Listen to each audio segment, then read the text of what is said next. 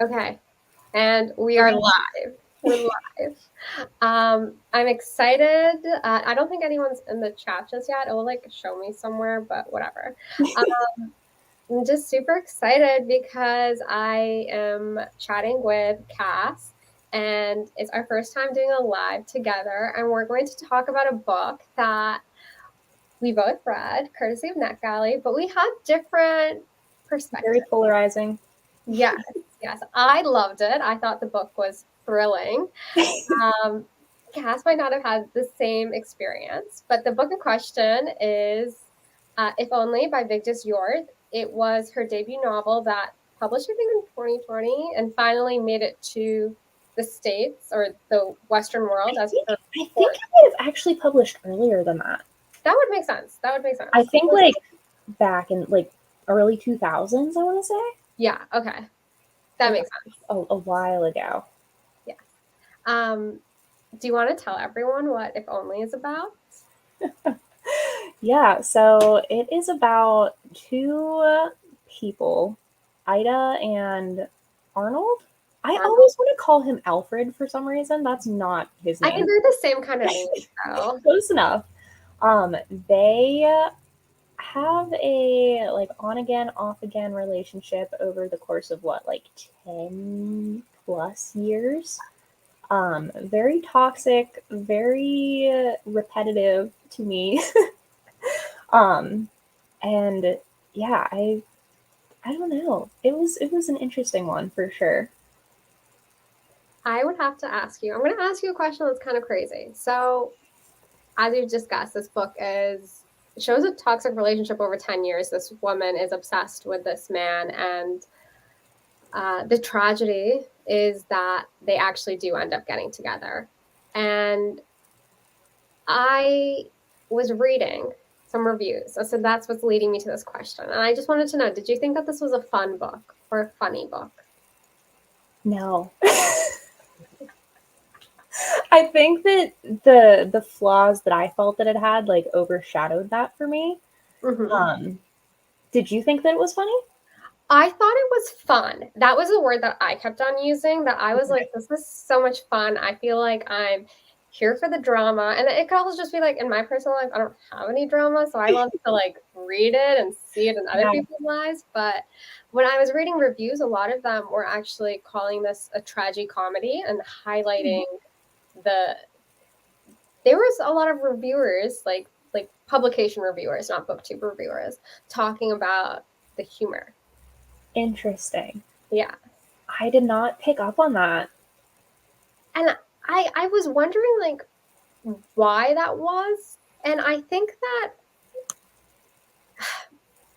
it might just be for us that the overture, like the tone of the toxicness is kind of like a lot. So it's hard to really see the humor. But then I think I think that it's not humor that I can see. I see a lot of irony because the narrator is often like, I don't know why I'm with this guy. He's bald. The baldness killed me. Yeah. And like at one point she's like talking about how he's wearing a leather jacket and a leather cap, and she's like, he looks like a gay guy. Like, why am I with him? And I think it's supposed to, I found there to be more irony in it. I think that is a better word than humor to me for it, for sure.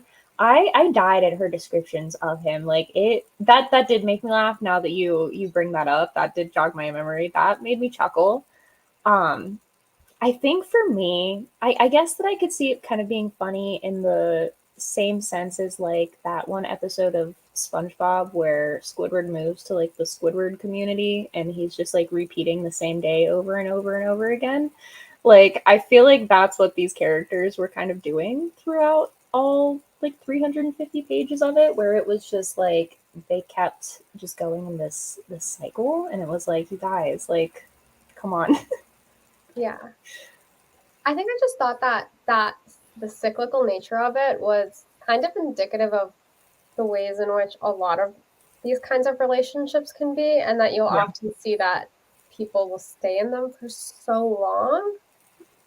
And I thought it was like yeah, go off, show us something. Because a lot of the times when you read a book, the idea is that you want like a character to progress or to see like that actual evolution, but sometimes it takes time.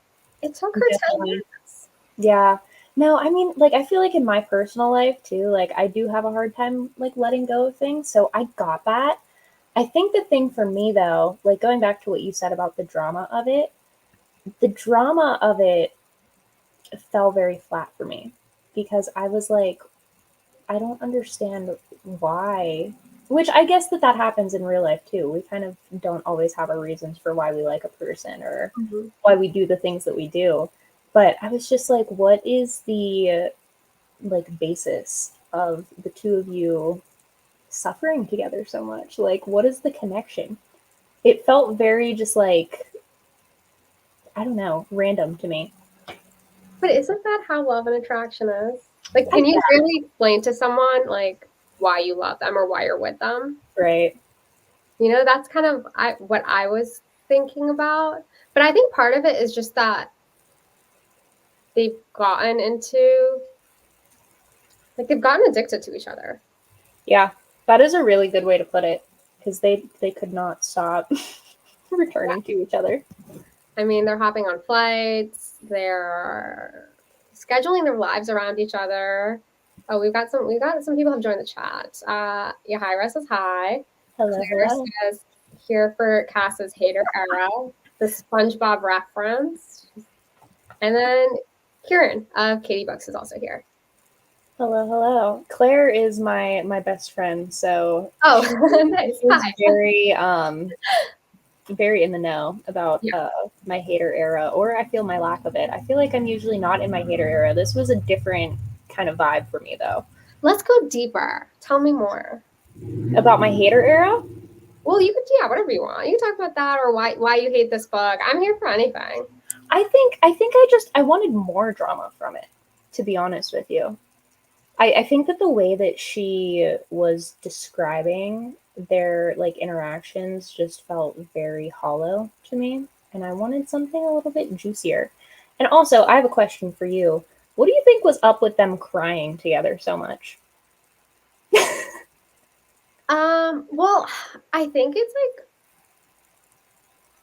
they both are drawn to not I don't know why it is that they're actually drawn to each other, but they both do have that. Yes, we have both. Do you have an Awala by any chance? I do not. I have my Sunny's Oh, water bottle. cute. I would have to say, um, the Awala is wonderful. I don't really like saying that word, but it has like, okay, this is like sponsor level kind of quality you're getting. I don't know where the camera is, but you have like a straw and then, oh my God. Wow. Okay. You have like that sippy area where you sip from, and then you have the bigger area if you're like really thirsty and you want to You gulp. need to gulp it down. Yeah. There you go. That was an interlude, guys. Sorry for You should that. do infomercials. Forget BookTube. Yeah, exactly. I have a career in this, wonderful camera angles, up close and personal. But yeah, we had a few people who came in to chat about the Owala as well. And Kieran would like me to correct myself. It is a gulp full. That is a sinister way to put And it. Alyssa is off to work. Good luck. Have a lovely day. Um, okay, so what we were saying, yeah, they do cry quite a bit, but I would actually have to say I think it's that the man Arnold. I think he's actually the one that's crying, and there is this like kind of this situation in which the narrator does point out that there are times where she's like, Arnold doesn't even really know me. He doesn't know that I'm an artist. He doesn't know that I'm this. He never asks me what my trauma is or like what my childhood wound is. And I thought that was really interesting. And then I was wondering if part of that kind of Arnold always crying, and if Ida is crying, it's because he's treating her poorly. I Mm-hmm. wonder if in a way that's kind of like her mothering him, even though like in her actual life, she's kind of, Not taking care of her children. yeah.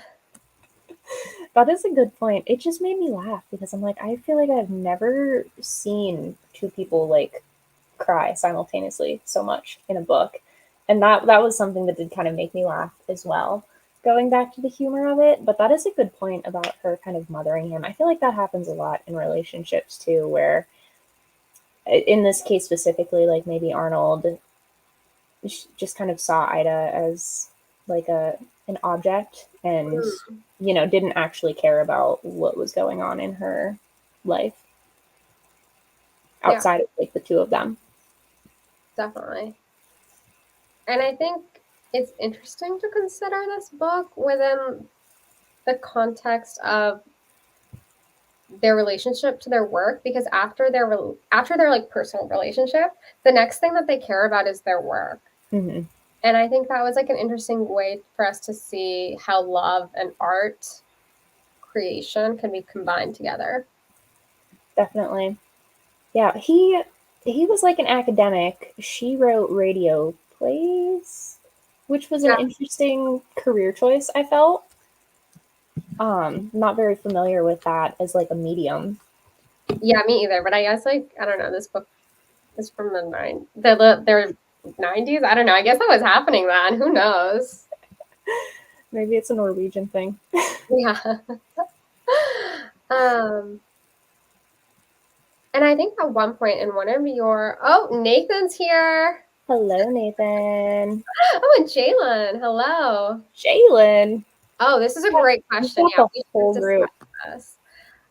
This was my second Vigdis Hjorth book. The first one that I read was Is Mother Dead, which I also thought was really fun.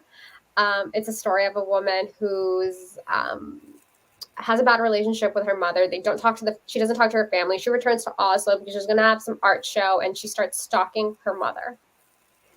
And in a similar way to this current book that we just read, If Only, it's cyclical and a little repetitive because obviously she's quite neurotic if you're going to be stalking your mother. And I don't know, it's more condensed though, which Hira says it's a wild one. Yeah, this was my first Hjorth. I have Will and Testament on my TBR shelf. I've had it for a hot minute, and I ended up picking this one up because of the Annie or No comparison in the synopsis of it, because I am an Annie or No stan. And I was like, well, if they're comparing it to her, then I'm going to love it. But I think that have you read any or no, Kiran? I read Simple Passion. Okay. I feel like that's a good one to kind of compare only to. I feel like the reason why Erno works for me so well and why I love her writing so much is because it's so short.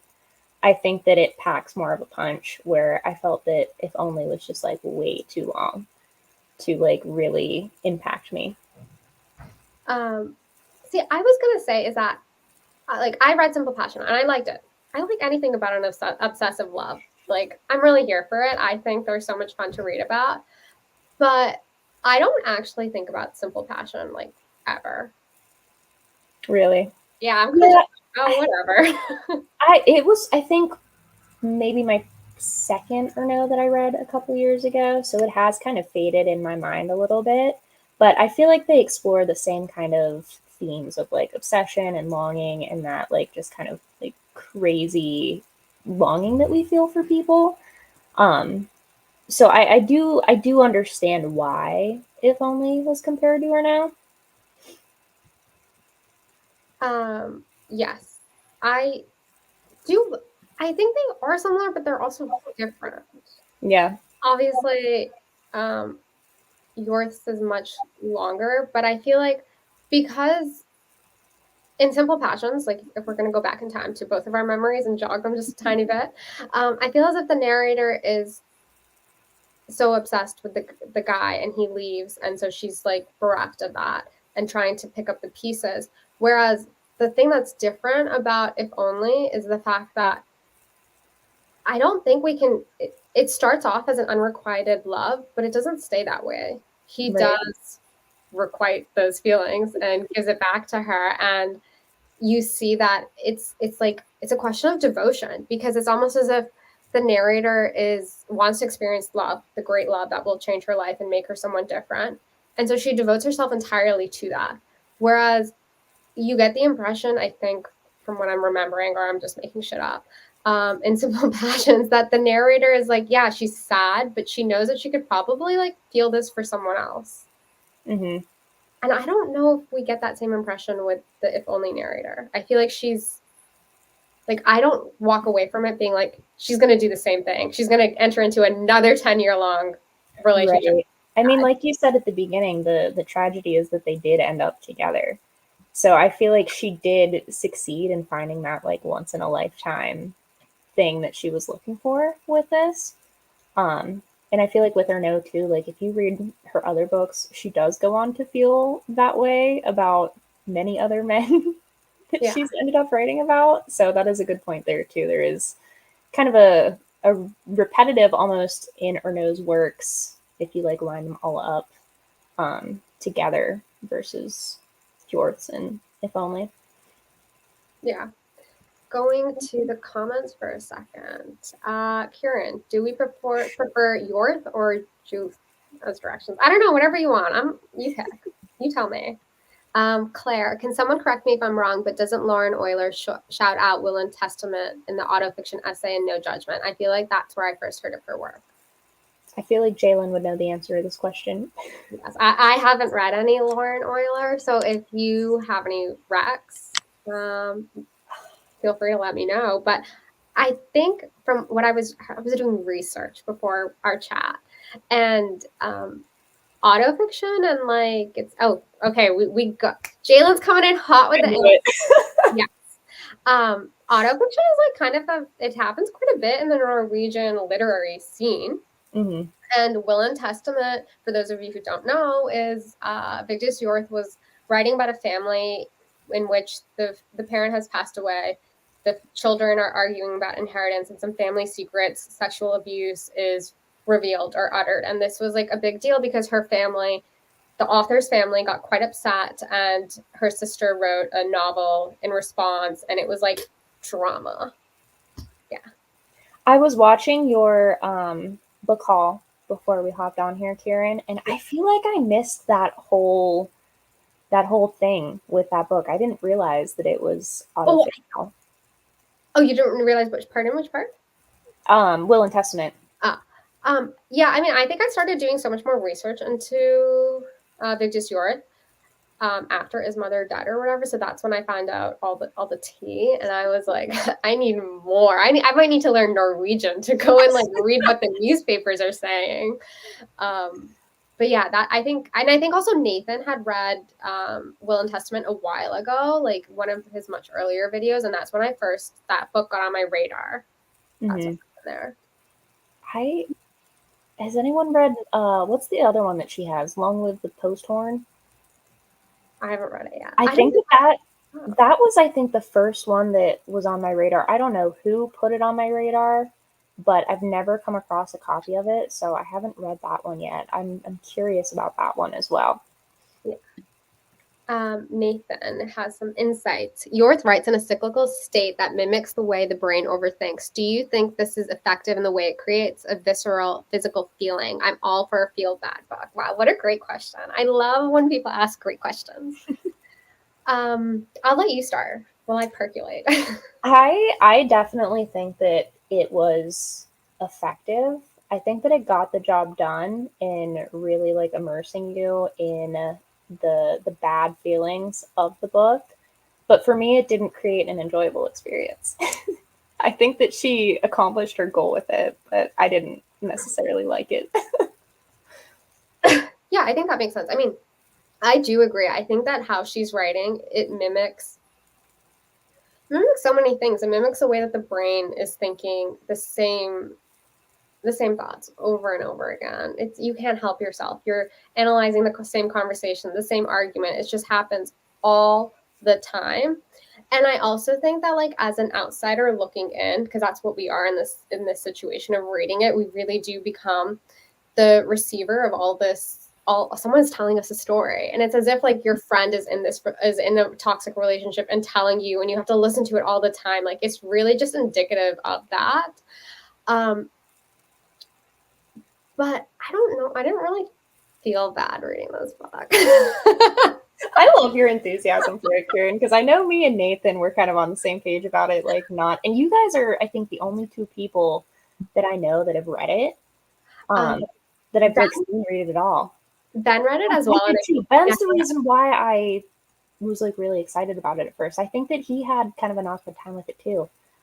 So, Yeah. I love your enthusiasm for it because Like, I'm glad. I didn't even find it to be that like towards the end when when things started to get a little violent, I was kind of just like, yeah, I don't like this. I'm Yeah. like, you should cut this. Like, Yeah. but I think I was so just and this I think we can talk about this in relation to All Fours, which you also read. I think it's just so interesting to see a woman narrator make the decision to kind of remove herself from so much of the responsibility in her life. In her case, she leaves a marriage. She basically gives up a lot of the parenting of her children. And as we find out much later on, like her children hate Arnold Mm-hmm. and they have to call the police on him multiple times. Like, this is not the ideal situation. This is not, I don't have kids, but that's not how I would want them to, like, I don't want my kids to be around that stuff. And that's stuff when I was like, okay, like this is bad, but I still was able to just like, I don't know, it was like a drama or a telenovela kind of situation. I was just like eating it up. Yeah. No, I see that. I see that. um, oh, Karen, my favorite part of Laura. Oh, but anyways, as I was saying, Miranda July also kind of has a similar thing where our narrator is like in her 40s and she's just like, forget responsibility, forget my artwork, forget what I told my family. I'm just going to devote myself to love and pleasure. Mm-hmm. And she was kind of wild for that too. That is that I feel like All Fours is almost like the more condensed and like lighthearted Is version it of condensed? I something. don't know if it is condensed. There's a lot of woven okay. Condensed in the sense that like her relationship in that book didn't take up like the 10 years, like if only. I Oh, think that both of the books are probably like the same length, but I think the time frame in the story itself was a sure. lot shorter. Yeah, definitely. But I think that they're because I and one thing about me, I went into All Fours. Have you read it, Kieran? Yeah, I read it. Yeah. Okay. I went into that really skeptical because I did not like her short story collection, No One Belongs Here More Than You. It was Hmm. one of my least favorite books ever. Yeah. And so I was like, I'll do All Fours because everyone else is just like absolutely loving it and I don't want to miss out on it. And I actually enjoyed that one a lot, which is funny because I had really high hopes for If Only and then I didn't like it.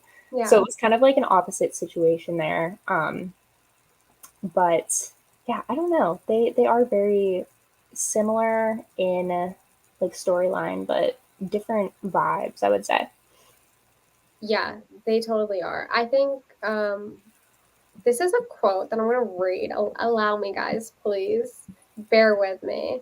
Um, If Only is more interested in interiority, a microscopic examination of the corrosive effects of obsession on the individual, not society. Beneath Ida's fixation with Arnold is a deep undercurrent of neglect and emotional distance from the rest of her life. Her children become peripheral figures in her life, their needs often subordinated to her own desires. This neglect is compounded by the children's own awareness of their mother's preoccupation, yet Hjorth makes no judgments. She never condemns passionate love, though it sometimes feels as if she's provoking the reader to decide how much damage a woman's desire can inflict before we're no longer able to resist those moralizing impulses. Maternal ambivalence is a reoccurring theme in Hjorth's work, but she tends to leave the reader to grapple with their own biases. And I think that's quite applicable to what we're talking about right now. Definitely. Um, okay. Yeah, I have not read any Knausgaard, and I feel like I should. I've read one of his books. I've read Spring, which I don't think is like the first in his like seasonal quartet or whatever. Um, but I thought that that one was really interesting. I his wife also writes, or I don't. They might be separated now.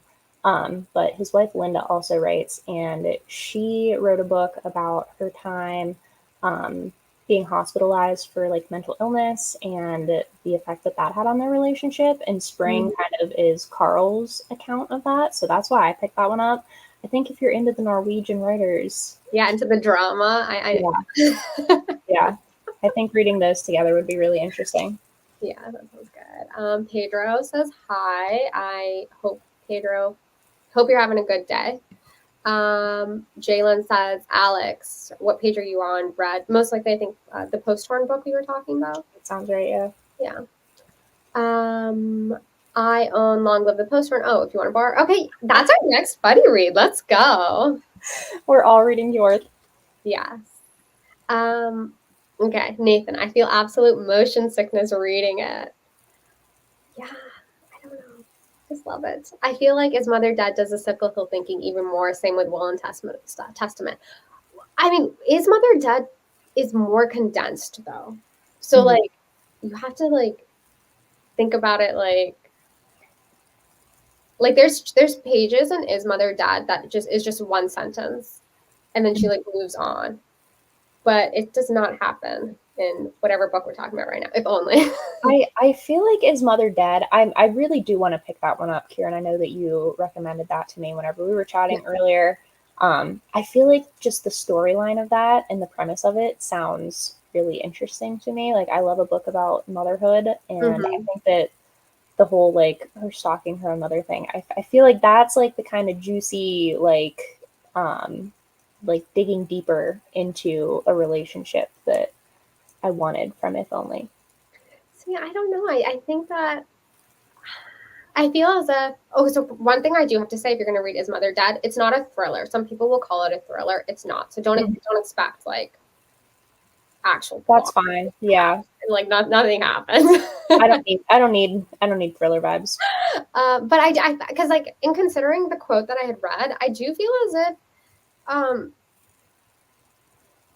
motherhood is like a sub theme within If Only, like the narrator's own relationship to her own children, and then also there are these like mentions of her relationship with her family and her estrangement from them, and just considering her as someone who's so separated that she has to form this attachment with this guy who's an asshole, like no redeeming qualities.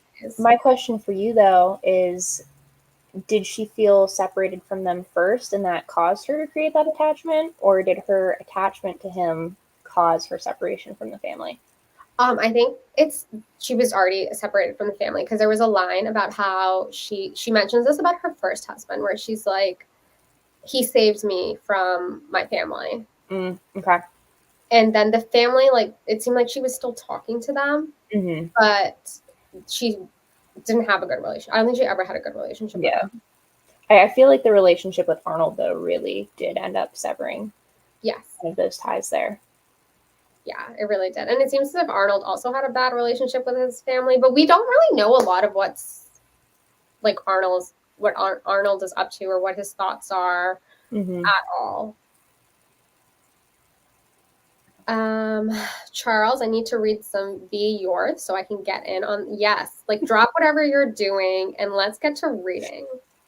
Kiran, you know, Ida's, I don't know which one, almost hyperbolic representation in her humiliation. Do you think it's there to explore personal, familial, and societal struggles with the self? I think it's somewhat despension. I don't know what that last word is. That's a great question, Kiran. Do you think she experiences humiliation? Do you think she knows that she's being humiliated? I hope she does.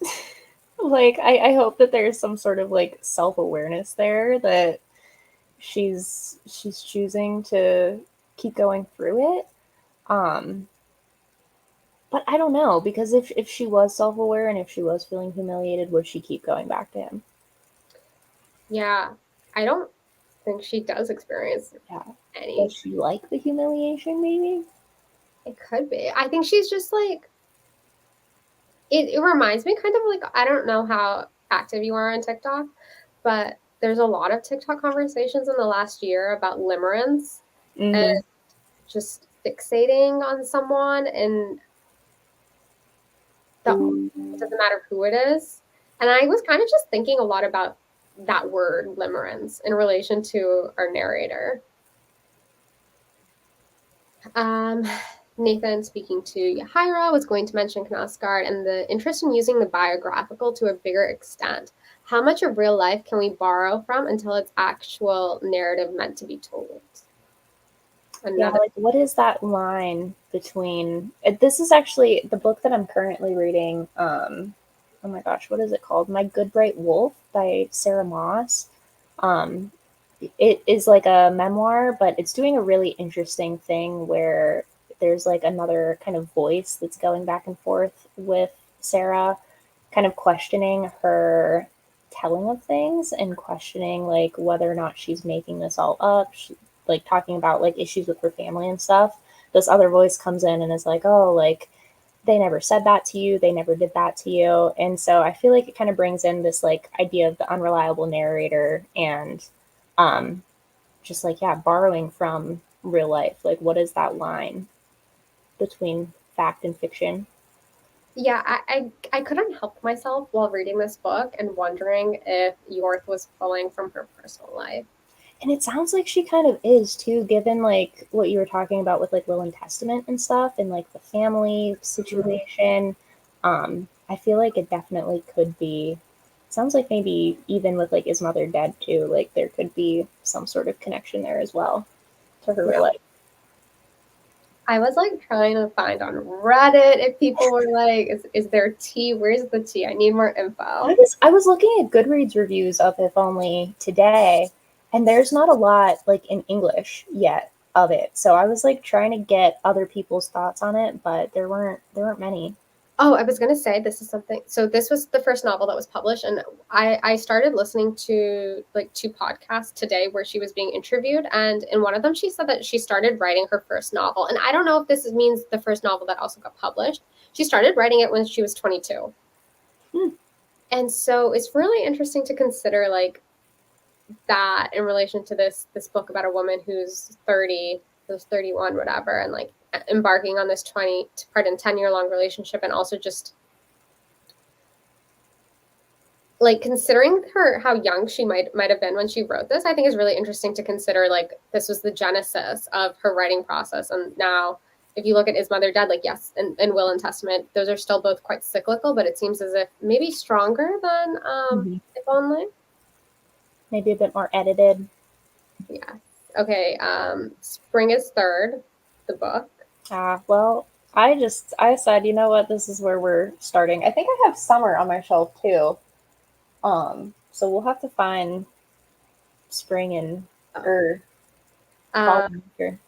Covers Linda throughout my struggle. He's quite callous about. Okay, I need to read. I need to. Yeah, it seems like there is a lot of stuff there that might not be too happy. Oh, okay, Kiran. Does her career choice reflect her emotional state? And Kiran was saying, just a thought, Eat as a radio dramatist. Is there anything about spoiling the story from the sidelines? And thinking of the letter sent to the wife. Let me ruminate on this. Um, Hmm. I feel as if there's just like she's like becoming her own person, but also losing her sense of identity. And in her career, she's still so early on. She writes the radio plays, and what's his name, Arnold, just is a critic. That's what his job is. Right.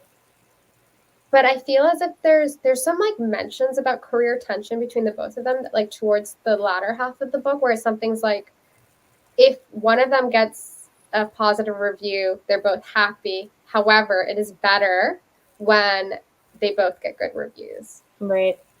Yeah, because I think that they both kind of like ran in the same circles of like they had a lot of colleagues that like they both knew. But maybe she is kind of like embellishing the story because of her career Mm-hmm. and making it out to be more drawn out and dramatic than it actually was, like their relationship. I don't know. I can kind of believe it as being dramatic as it was. Like, if you really think about it, just like every time an infraction occurs, Arnold punishes her by sleeping with another woman. Like, that's quite, That was also a lot to unpack there. yeah, they kind of both have no problems cheating on the other. Yeah. Yeah, it was very much used like they were very open about it. I Mm-hmm. think that there was kind of like a humiliation aspect in that as well. Yeah. Yeah. Yeah, Hyra says to read October Child, adding that to my list. Yeah, that was a good one. Um, Okay, cool. Oh yeah, we gotta also check out Kieran's video of my struggle. I'm going to guess it was probably a struggle to read and film and all that. Oh, this is a great question. I, having only read 2 books, I just think everyone should start with Is Mother Dead first. And like, it seems as if I'm like literally on my lonesome, like defending If Only to the death. I just don't think it's for everyone. Agreed. That's a good question, Claire. Because like I chose If Only first because of the vibes, because I thought that I was gonna like the vibes. But it is also her first book. Yeah. And she's written 20 books. Like, for real? yeah. I guess a lot of them haven't been translated into English. Yeah. And one of the things that she said was that when she's considering a book, she likes to think about it from not vibes, from themes. And she's like, if the theme is applicable to more than one person, if it's something like an experience that others can also relate to, then I will make it into a novel. Mm. Yeah. Nathan, knowing that she wrote it at 22 definitely rings true to the sentiments of the book. All that illogical pining and yearning makes a lot of sense now. The heart wants what it wants. Yes. I think that's a good question. There definitely is a power balance between her being like 30. He's 40. Like that's not that huge of an age difference, but also there is the artist and the critic situation. Yeah, I didn't think of it like that. That's interesting because I feel like he is definitely very critical of her. Yeah. Hmm. And all of her decisions. Yeah. I think you might be onto something. Mm-hmm. You need to read it. I want to know your thoughts ASAP. Hypnotist. As someone who has only read this Hjorth, I say that I have the definitive and objective answer. Read this, and then read the sophomore book, then debut, then reverse chronological. Perfect. I think we got our answers. We know what to do. I don't even know what the order of her books is. Yeah, I know If Only's first. Post second? Who knows? It probably, maybe. My guess is Post Horn second, Will and Testament third, is Mother Dead fourth. Yeah. Yeah, that sounds good. That sounds reasonable. That feels correct to me. Yeah. What did you think about this idea? One of the things that's happening in this book. Yeah, abandon Booker. It's done. Forget about it. What did you think about this idea that, like, I think you mentioned this in your review where you were kind of just like, they spend a lot of time on planes and just flying about to get to each other. How much of their relationship do you think was inspired by this desire to kind of be living a secret life or a double life? I think that makes a lot of sense. I mean, we see it with her kind of abandoning her children, abandoning her first husband. I feel like she really wanted to get away from that initial life that she had created for herself. Um, yeah, there's a lot of like it almost seems like they're escaping from their real lives. I think the plane thing, I think that was just like a European thing where it's really easy for them to be able to get from country to country, but that was so like striking to me as an American, where it's like I feel like kind of a big deal, at least for me, to travel like that. I was like, wow, they're just really like jet setters here. Yeah, but I also think it's like part of it. I think they live on opposite ends of the country. Like they like have to put in a lot of work if they wanted to make this happen. Yeah, it was like very, very orchestrated for them to be able to be together. Yeah. And I'll tell you what, Ida has some dedication too. I mean, like they saw each other like what, 7 times, I think, in like the first couple years of their relationship. She Like really she was manifested in it. It was a long con. Yeah, she manifested that. Like that's a real like she was doing everything. Whoa, okay. Another good question. She wrote this at 22, but is the messy, artistic, and self-destructive individual being overused? I don't know if Hjorth is bringing anything new to this character. Mm. What do you think? I feel like we are getting to a point where it's overused now. I think just because we've seen such an influx of those kinds of stories. But I feel like maybe at the time that it was written, she was bringing something new. Yeah, that's a good point. If this is coming to us, the readers, like what, more than 20 years late in English, maybe she like set the stage for Leilani, Euler, Kusk, and etc. Mm-hmm. But it's almost as if like I don't get the impression that her messiness fuels her art. She just like has a messy love life. I feel like she did write. I might be remembering wrong, but I feel like she did write a radio play kind of about like some sort of romantic entanglement after her and Arnold started seeing each other. I feel like she used it as like fuel for some of her work, if I'm remembering correctly. That would make sense. I thought it was really interesting though. At one point, fairly early on, she does end up having a positive, healthy relationship with someone. Yes. What was his name? It starts with a T. It was like TJ something or other. Something. I couldn't tell you what it was, but yeah, they did have, and she just completely like abandoned him for bald Arnold. Yeah. And also she's like that guy, whatever his name was, he was quite accommodating of Arnold. And Yeah, he was just like, I know you need to see me after you were with him. I totally understand. I get it. he would comfort her, and like he was very willing to. I feel like he almost kind of mirrored Ida in that respect, where like she was willing to put up with so much from Arnold, and then this other guy was willing to put up with a lot from Ida. Yeah, definitely. Yeah. So, are you planning on reading any more of her? Will you? Or are you like, I need a break? I need a little bit of a break, but I definitely want to read Is Mother Dead? I've had a lot of people like recommend it to me, including you. So I need to get my hands on that. And then, like I said, I have Will and Testament too. So like that is one that I could just pick up, you know, whenever I feel like it. I don't know. Yeah. Does the fact that it's being translated into background of contemporary English language that lessen it? Is a translation chosen to fit in? Is the choice detrimental to the Anglosphere? You know, that's like a good question to consider.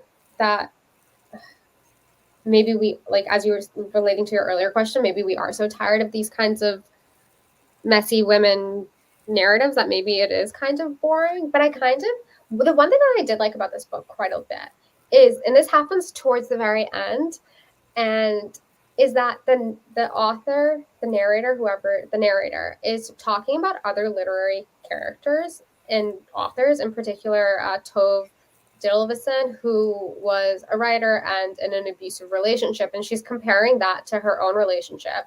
And then also Jane Bowles and Paul Bowles, the author duo who have quite an open marriage and are very wealthy and were living it up in South Africa? yeah, I think so. No, I don't think South Africa. They were definitely somewhere, somewhere nice and hot and beautiful. And I think like those allusions to the literary world were something that was quite playful and fun and interesting, and it was like fun to consider it within that context. Mm-hmm. I love an allusion to the literary world personally. I love when a writer brings in like other writers and other books. Have you read Tove Ditlevsen's The Copenhagen trilogy? I read the first part, childhood, and I thought it was so depressing. I think she. Well, it gets worse.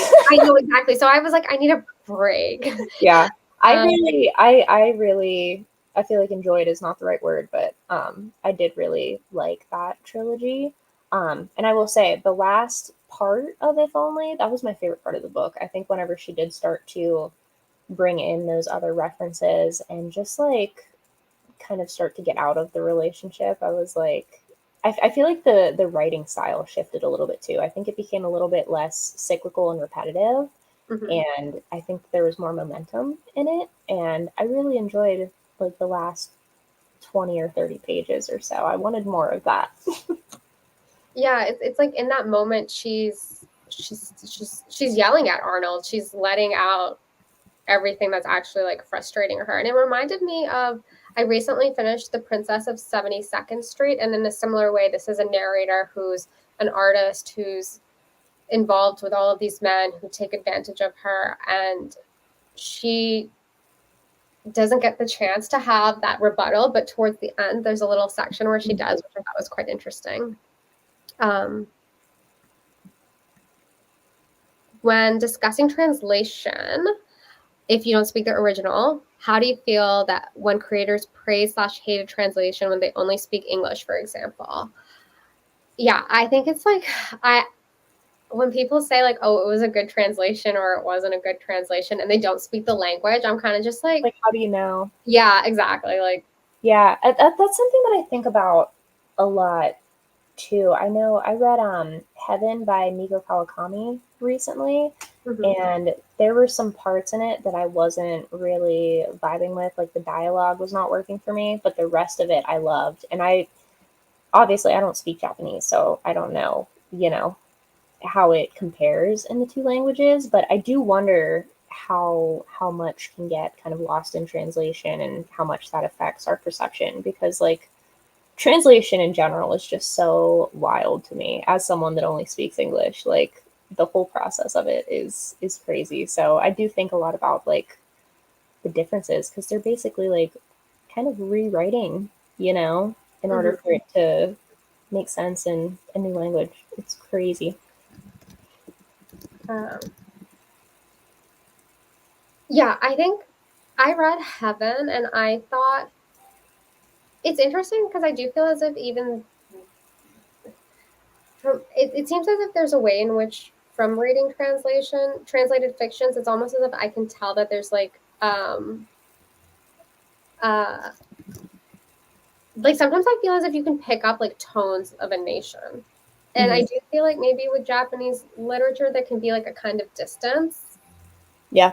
Uh, and then with Norwegian Let, I think I don't know if we said this in maybe one of our DMs or something, but there is something very cyclical from the Norwegian literature that I have read. I think you'd also mentioned reading Jan Fosse, Hmm. who's so cyclical. Yeah, I've only read the first part of Septology, and it was a lot for me. So I was like, I don't think that I can read the rest of it yet. But there was something very like eerie about that book to me. That like there was like a sense of foreboding in it that Oh, was like really crazy to me. I I I I liked Septology as well, but I think it like was tackling very different themes than Hmm. Vigdis Hjorth covers. Like it was a lot more focused on like a god and life. It was very heavy for Yeah, sure. and there's like, oh gosh, it's been like over a year or two since I've read it, but there's like not a lot of like punctuation or like paragraph breaks or whatever in it. And So for some reason, I feel like that didn't bother me that much. yeah, it's as if like you like jump into a stream and you're just swimming along with the sentence. There is no punctuation until the very final page um of the trilogy, which was really just one book. But Right. Yeah, I feel like that's something that typically I would think would bother me, but I remember just being very like entranced by it. yeah. Okay. I don't know how long you're going to continue, but it's my little Welsh bedtime soon. Fave character in If Only. Oh, And we can't say the same one, but I'll let you go first since you're the guest. I was gonna say the that other guy that she dated. The tea Just guy. 'cause yeah, just because it was something different. Yeah. I'm just gonna have to. I'm gonna. My favorite character is Ida. Like go off, queen. Go after that destructive love. Blow up your life. Let's do it. Um, Hello, Kim. I cannot handle no punctuation. I need an end to a sentence. It is nice to end a sentence. There's a reason why we have punctuation, you know? Yeah. I would actually love to hear. Let's be done with If Only. We're done with that. What?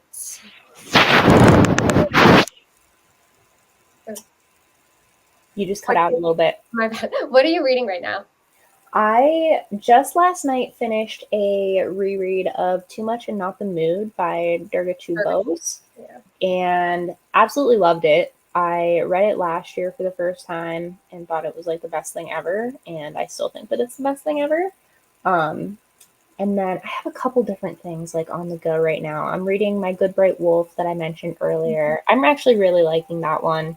Um, I wasn't going to request it on NetGalley, and then I saw like a 5-star Goodreads review of it, and I was like, you know what? Actually, I'm gonna start reading that. And then I'm also reading Susan Sontag's Diaries, the second volume of them.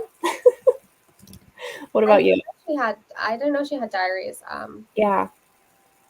I'm like in the middle of Wandering Stars. I finished The Stepdaughter, which is a McNally. It was in my haul. So Very beautiful cover. Yeah, I loved it. Oh man, I hadn't heard of that one. I'll have to check it out. Yeah, it's like an unlikable narrator.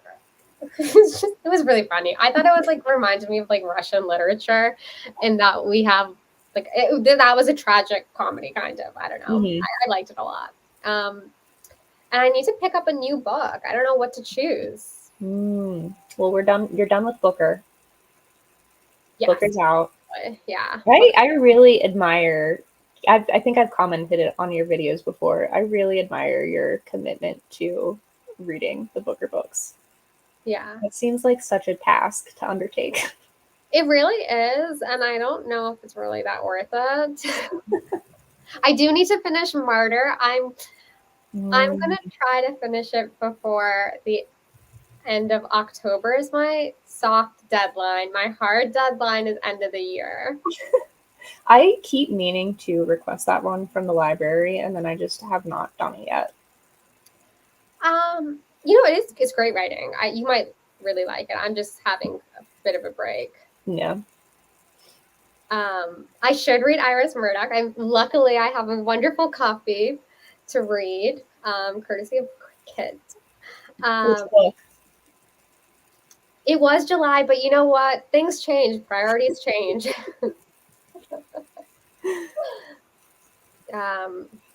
Okay. Is there any final thoughts on If Only, or anything on your mind? Do you want to make a statement to the people? A statement. I want to know which Murdoch you're supposed to be reading. I don't remember. I have a couple of her books on my shelf, and I'm intimidated by her. Oh, okay. So I'll tell you which one I have, and then maybe that can be your buddy read, and maybe we can find a book we both like. Yeah, I need a some sort of motivation to start her. A statement to the people. I don't know. That's a tough question.